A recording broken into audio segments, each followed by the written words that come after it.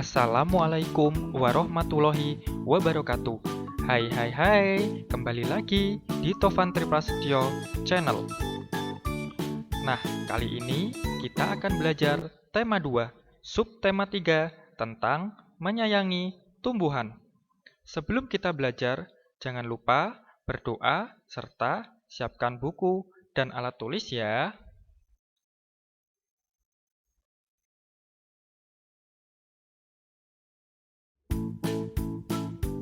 Oke, sebelum kita belajar materi subtema 3, coba amatilah gambar berikut ini.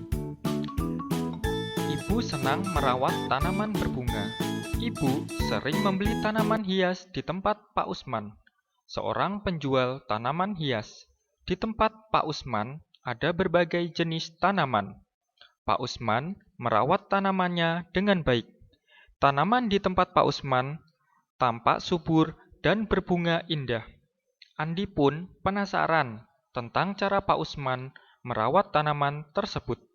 Andi jadi ingin melakukan wawancara kepada Pak Usman tentang perawatan tanaman.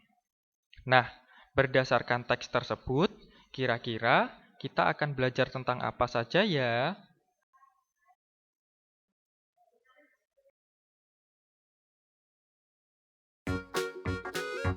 Oke, tepat sekali. Pada kesempatan kali ini, kita akan belajar tentang wawancara, langkah-langkah yang harus diperhatikan sebelum bertanya. Kemudian, kita akan membahas kalimat tanya dan laporan wawancara.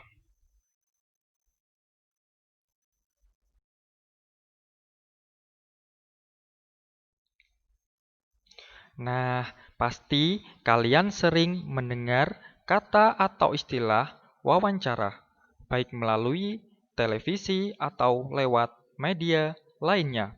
Kira-kira apa sih yang dimaksud dengan wawancara? Ayo, coba tebak. Nah, tepat sekali. Wawancara adalah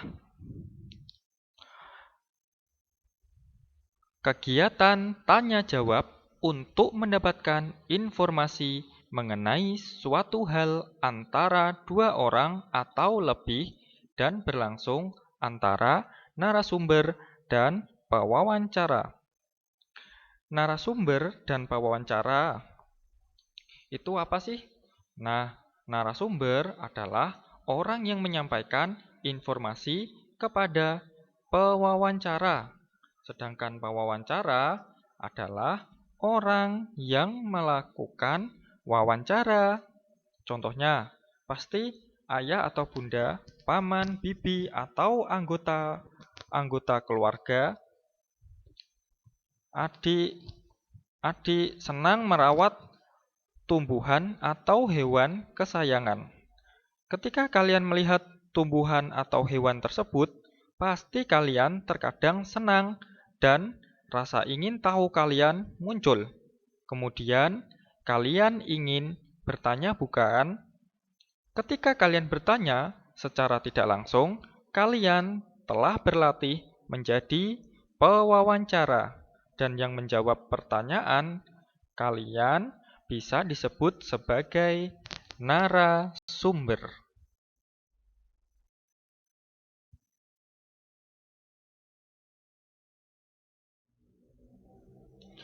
Ketika kalian akan melakukan wawancara, ada langkah-langkah yang harus diperhatikan. Apa saja yang perlu diperhatikan? Nah, yang pertama, yaitu menentukan tema. Apa itu tema? Tema yang dimaksud adalah pokok bahasan dalam wawancara. Contohnya, temanya tentang cara berternak sapi perah. Contoh lainnya adalah temanya cara budidaya bunga mawar dan lain-lain. Yang kedua, membuat jadwal dan janji dengan narasumber, kapan dan di mana bisa melakukan wawancara. Yang ketiga, mempersiapkan daftar pertanyaan, menggunakan kalimat tanya, apa, di mana, kapan, siapa, mengapa, di mana, dan bagaimana. Untuk lebih jelasnya, nanti kita bahas tentang kalimat tanya. Yang nomor keempat, siapkan alat untuk mencatat dan merekam.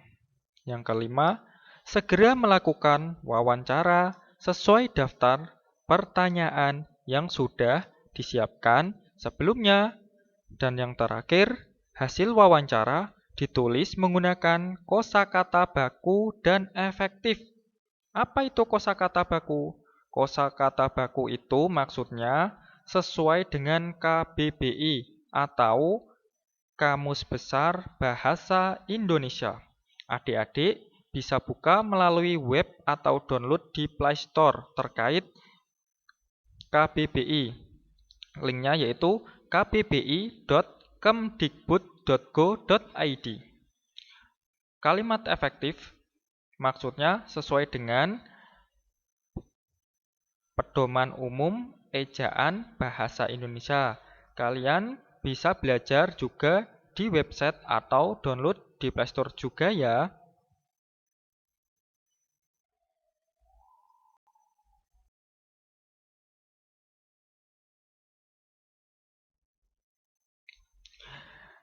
Nah, seperti pada penjelasan sebelumnya, pertanyaan wawancara biasanya menggunakan kalimat tanya. Masih ingatkah kalian apa yang dimaksud dengan kalimat tanya? Kalimat tanya adalah kalimat yang mengandung makna sebuah pertanyaan. Terdiri dari apa, di mana, kapan, siapa, mengapa, bagaimana. Apa digunakan untuk menanyakan suatu benda atau suatu peristiwa. Di mana digunakan untuk menanyakan lokasi atau tempat. Kapan untuk menanyakan waktu suatu peristiwa yang sudah lalu atau yang akan datang. Siapa untuk menanyakan seseorang yang terlibat di dalam teks atau kalimat yang Anda susun.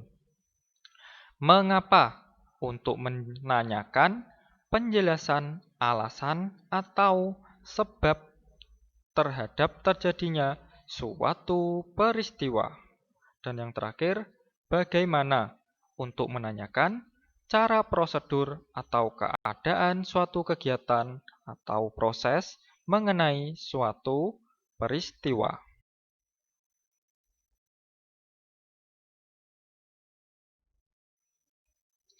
Ketika kita selesai melakukan wawancara, kita harus menulis hasil laporan wawancara tersebut.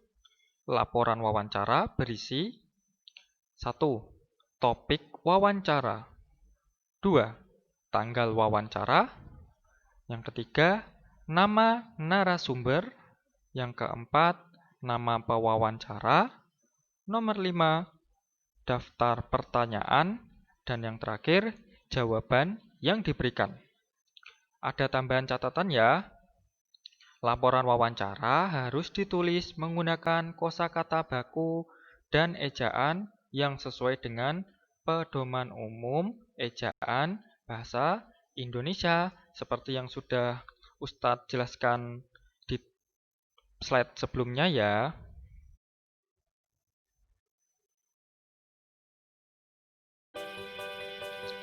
Nah, untuk tugas di rumah, tolong kerjakan buku tematik halaman 77 dan 78.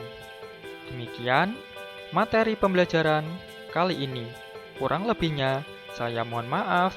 Tetap semangat meskipun belajar di tengah pandemi COVID.